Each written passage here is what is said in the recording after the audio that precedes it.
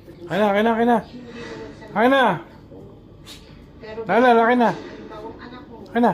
gusto mo ba Akin na. ang mapapangasawa ng anak mo ay yung may kaso ng Akin na, akin na. droga, baril, Akin na. Akin na. Yung para mapunta ka sa lalaki katulad niya? Sikot niyo naman siyang pasalita ng ganyan. Eh bakit hindi? Lala, akin na. Yung lalaki dyan pa. Akin na, akin na.